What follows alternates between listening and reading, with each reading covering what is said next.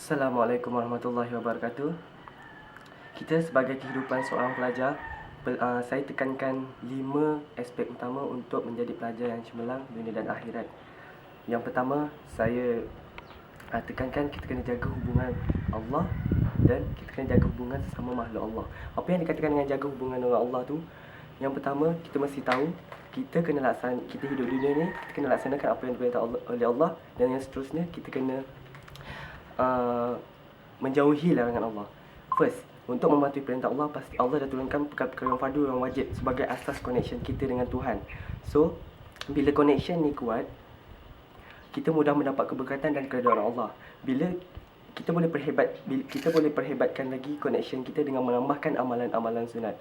So, sebenarnya bukan sebagai seorang kehidupan pelajar saja, sebagai seorang kehidupan manusia, kita kena maintainkan benda-benda ni supaya kita tahu tujuan hidup kita ni. So, dalam konteks ni saya tekankan belajar untuk hidup, dan hidup ni kerana Allah. Seterusnya, kita menjaga hubungan sama makhluk Allah.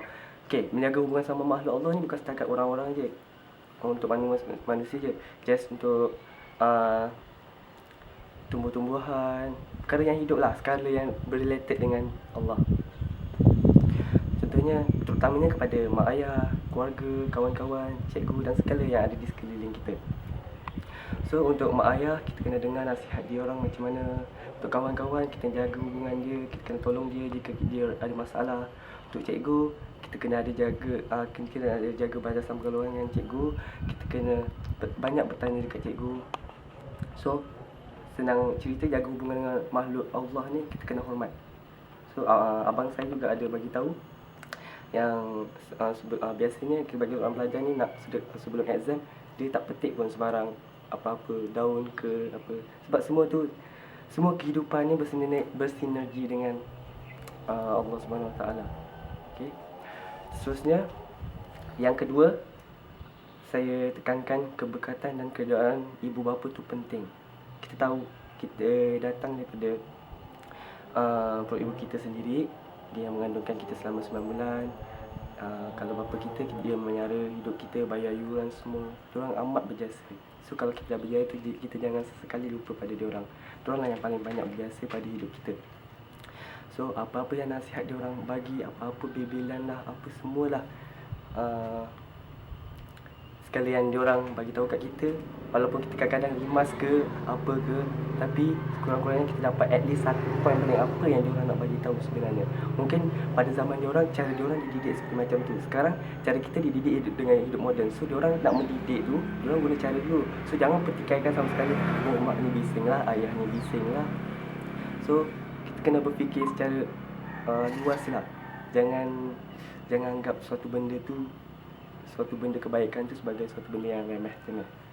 Okay, seterusnya, kita haruslah berfikir positif dan luaskan pemikiran. Sebagai seorang kehidupan pelajar ni, kita bila belajar ni, kita kena sentiasa positif dan luaskan pemikiran. Jangan sempit. Kalau kita tak dapat apa yang diajar oleh cikgu, kita jangan asyikkan, alah aku tak faham lah, dah lah biarkan. Itu salah sebenarnya. Kalau kita nak belajar ni, kita fikir positif. Oh, mungkin hari ni tak faham, bila aku buat latihan, aku akan faham benda ni. So, luaskan pemikiran tu maksudnya kita kena belajar, bukan belajar untuk oh nantilah masa exam aku ulang kaji. Tak, bukan. Kita belajar, kita kaitkan dengan kehidupan. Apa yang kita buat, apa yang kita belajar tu, kita mesti kaitkan dengan kehidupan. Kenapa aku belajar benda ni? Kenapa aku belajar benda ni? So, sebab tu saya cakap, saya tekankan benda ni, belajar untuk hidup kerana Allah SWT. So, sepatutnya ilmu yang kita belajar tu dapat membawa kita pada arah yang lebih baik lah. Sebab itulah kena fikir positif. Dan memanglah lumrah kita kadang-kadang kita senang nak bersangka buruk.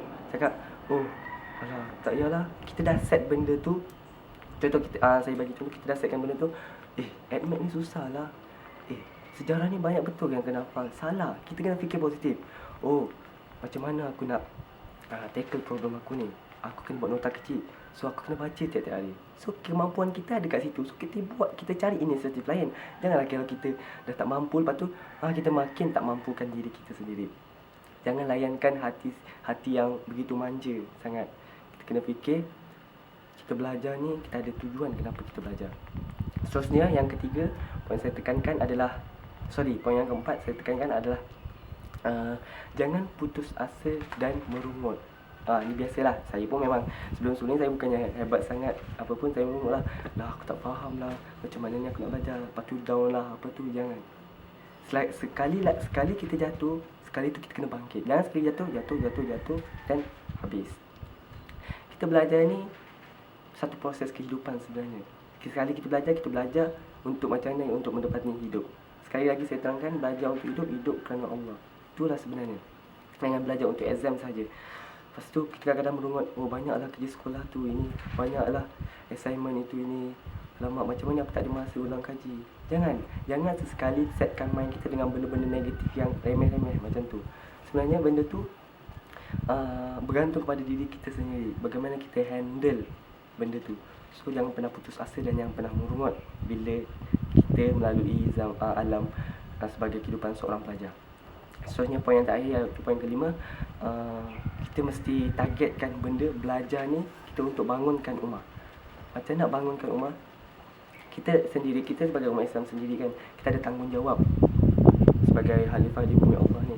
So kita belajar ilmu, kita bongkar ilmu Tuhan, kita gali dalam-dalam, kita bawa ilmu tu dengan memajukan ummah kita sekarang ni. Kita tahu sekarang negara Malaysia macam mana dengan keadaan politik yang memainkan itu sebagai dipolitikan lah bagi Islam. Nak ke Islam, maruah Islam tu tercemar sedikit. So kita kena betulkan tu. Mungkin kita tak nampak benda tu sekarang, tapi kita kena fikir apa yang kita belajar ni kita aimkan sejauh tu.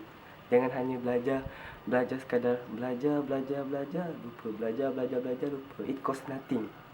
So ilmu kehidupan seorang pelajar ni bawa kita sebagai pada orang yang lebih baik dan membawa orang lain ke arah yang lebih berjaya. Dan kita tak boleh berjaya seorang-seorang je. Kalau kita berjaya seorang tu, kita mencemarkan ilmu tu sendiri. Sebab apa? Contohnya kalau kita belajar beragama. Kalau kita belajar beragama, tapi contoh kalau kita belajar beragama tapi akhlak kita tak baik, nanti orang cakap, belajar agama pun akhlak tak baik.